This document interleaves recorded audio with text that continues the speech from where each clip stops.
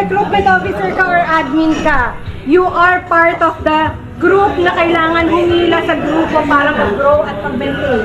Okay guys, eto ang ating mga admin and gusto ko palakpakan nyo naman sila. Palakpakan nyo. Sa kanilang passion, kanilang dedication, hindi magiging successful ang Centurion Cycling Club. Palakpakan natin silang lahat. 10 years we have maintained whatever we have started. It's passion for long distance cycling. As simple as that. So we are nothing more than, hindi kami sponsored group, we don't sponsor, we don't give away whatever cash, we don't collect cash. We just maintain it simply because we are combined na mahilig lang sa long distance cycling.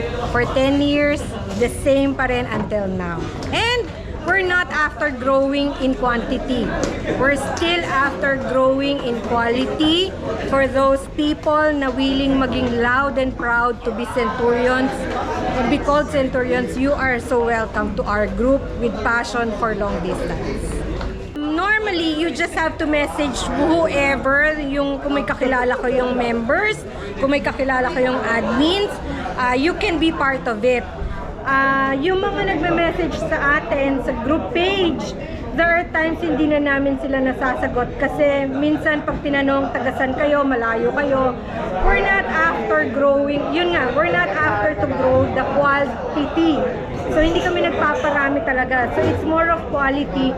Magkakabarkada, magkakakilala na nag-join lang because they have passion for long distance pa rin talaga. Marami namang group na nag-devoted into long distance cycling. Hindi lang naman Centurion. So actually, we don't want to basta long distance cycling, Centurion Cycling Club kayo. Hindi naman kami ganun eh. Ang sa amin is magkakasundo tayo, magkakaibigan tayo, we will wear the same color. Ganun lang kasimple yun. Thank you very much, Miss May, and congratulations, 10 years anniversary ng Centurion. Yes. Congratulations to Centurion Cycling Club din na nagtagal tayo, 10 years. Dami na natin pinagdaanan. Meron umaalis, pumapasok ang mga members ng club, pero we maintained the 10 years pa rin existing. And marami pa rin ang members ng Centurion Cycling Club. Then we also have bukod sa Centurions NCR, meron na tayong Centurions Central Luzon, meron tayong Centurion South, meron din tayong Centurion Mindanao. So, just in case, just message the page kung you belong to those groups. NCR, Central Luzon, South, Las Piñas, Parañaque, meron din doon, and then Mindanao. So message us if you're interested. We can refer you to the different admins. Yun, as mentioned, we don't sponsor anything. We don't give away anything. It's all personal kasi talaga. So if you are a member of the Centurion Cycling Club, you have to buy your own jersey. Wala kaming pa-jersey. So why would you want to be part of the group? Actually, just because of the same passion. Pero kung naghahanap kayo ng sponsorship or anything na kikita kayo or whatever, magigain kayo, hindi ito yung grupo na to. Ang grupo na to, purely based on passion for long distance cycling. Kaya kami magkakasama. Thank you! Konting pahayag. Hi, congrats sa Centurion, and may you be blessed for your 10 years pa and more. Yes. Centurion, 10 years. Let's promote. Yeah. Founder and nakasaksi na ng 10 years. Yes. Yun. The best. Ang konting pahayag sa Centurion. Sipagan lang mag-ride. Join na kayo sa amin. Kung kaya nyo mag-ride, kaya-kaya nyo yan. Riding in tandem. Couples, ride lang na ride. Most of the time, hindi naman nagkakabanggaan sa daan. O kumbaga, pagparehas sa laspag, Pag last magda-away na. away na, nangyayari ba o paano yun? Nakaka 100 kilometers. Pag 100, wala pa yun. Pag 300 na, 300. yan, medyo may masakit na sa katawan. Magkahiwalay ng uuwi ng bahay. Hindi, siyempre. Doon pa rin. Join na. Thank you, Sir James. Congrats, Centurion, 10 years. 10 years. Ayun. Join na kayo, pero we aim for quality, not the quantity. Yes. Team Centurion. Ride lang ng ride. Hanggang sa sumemplang. Hindi.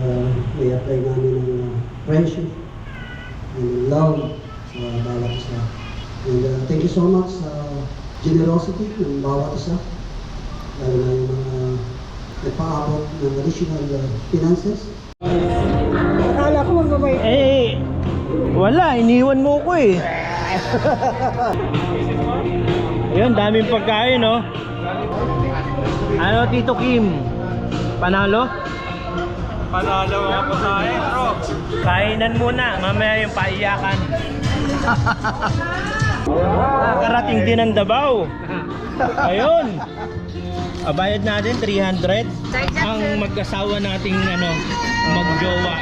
Eh, ito yung ano eh. Ano? Kumusta? Beautiful. Ano?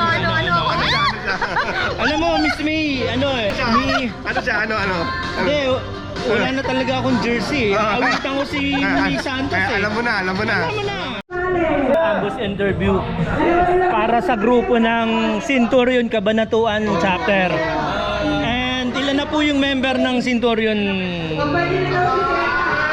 Central Luzon? Yes. 8. Baka may hindi mapasama sa Mga 12. Alam ba, mga taga ron sa inyo, yung makakapanood nito na gustong maging Centurion, kayo lang ang hahanapin. Yes. Kayong Grace. Kami ni Grace. Pwede silang pumunta sa PDRRMO Capitol, Cabanatuan City. Yun. Nandun ako. And kayo na yung magkakandak ng race para Yes. maging legit. Siyempre, katulad nung process natin, kakausapin muna sila. Tapos i-assess, titingnan yung mga rides. Kwentuhan muna, tapos tingnan natin kung... Pero everybody is welcome to ride. Basta't matyaga. Tsaka para makasama natin sa mga long ride. Yes, Ang sir. points ng gustong makapasok, Magaling magkwento. At saka yung passion natin for long distance. Yung mga pinupuntahan nating mga magagandang lugar within Nueva Ecija, within Central Luzon. Kasi meron tayong sa Central Luzon, meron tayong members sa Tarlac, meron tayong members sa Pampanga, meron tayong members sa Bulacan at sa Zambales. malay nyo yung mga gustong sumali, ma-invite din tayo sa rides, magkakasama tayo. May mga invite rides sila ron na kami yung pupunta sa Cabanatuan, magkakasama-sama tayo. Very recently, yung isang member natin from Central Luzon, si Sir Maestro Valdez Corpus.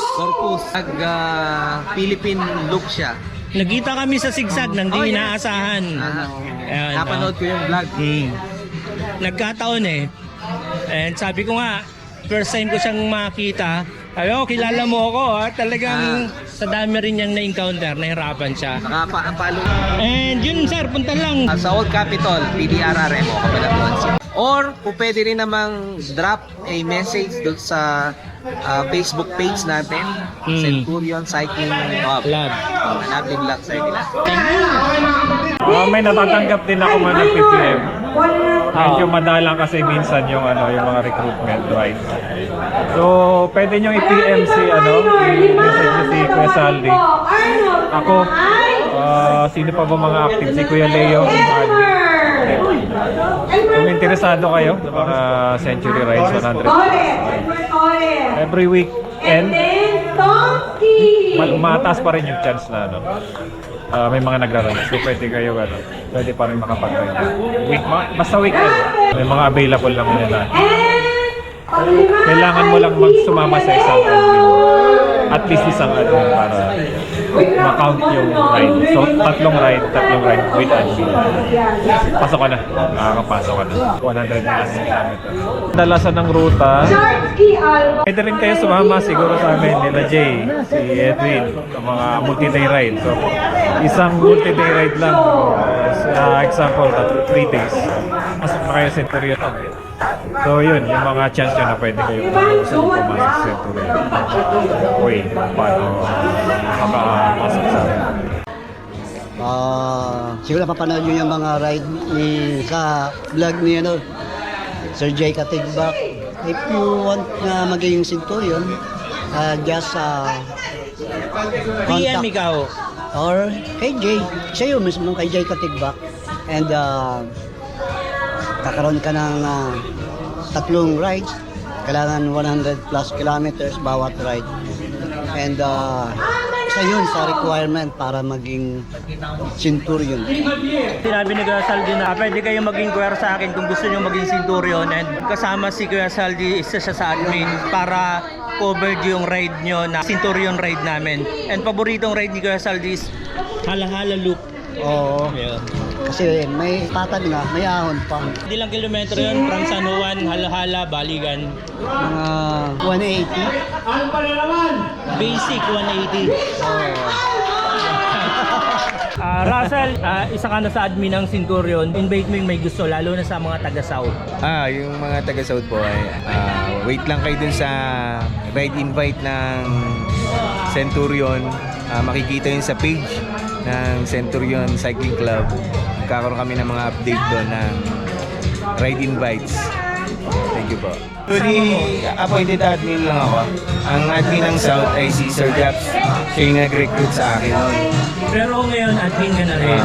Nagawa naman ng schedule yan si Sir Japs. Bali kami magkasama dun sa mga ride invites para sa South. Minsan kasama rin siguro ako. Taga-South. Opo. Dadaanan ka namin. Invite mo sila. Yun, sa mga aspiring members.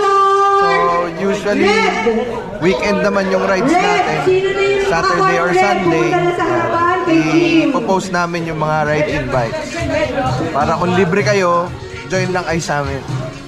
Para magkaroon kayo ng jersey kagaya ng kay Sir Jack. Hindi na nga kasi, nananaba na. Tama, kailan yung invite? Alamang budol agad. Ha? Budol. Hindi, syempre, light muna. Nubali Loop.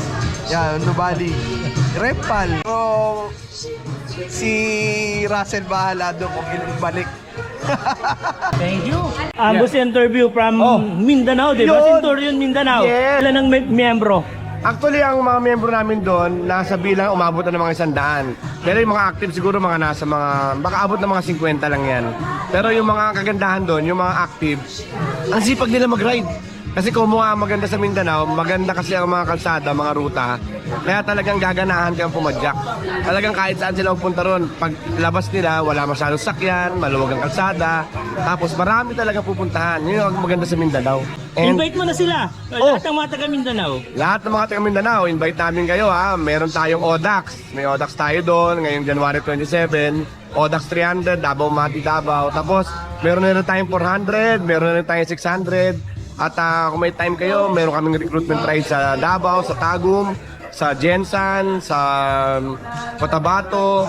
At hopefully magkaroon tayo sa Iligan, ng mga ganyang part na ano. So, kita-kits! And sir, sabihin ko lang, pagka yung bang mga sumasali sa ODAX na nakatapos automatic, covered ng pwedeng maging member ng Centurion? Yun, hindi. Kailangan dumaan talaga sa recruitment ride. Hindi kino-cover. Hindi kino-cover. Kailangan dumaan sa recruitment ride. Ngayon, marami kami mga naging member na nag-OTAX muna bago nag-join. So, dapat dumaan talaga sa recruitment ride para talagang makita natin yung commitment nila, yung dedikasyon nila, at saka yung passion nila sa long distance riding. Ayos! Ilan ang target ngayong 2024 na maging member ng Centurion Davao? 2023 lang, nagkaroon kami ng mga 35 recruitment ride. So, hopefully this year, baka mas mahigitan pa namin yon. So, siguro baka makarecruit kami mga 50 new members ng Centurion Mindanao. Hopefully, hindi natin alam. Depende sa mga gusto sasali. Thank you for sharing, sir, and see you in Mindanao. At pag pumunta sila sa Mindanao, hanapin nila tayo para samahan natin sila ron, umikot-ikot, mamasyal. Kita-kits!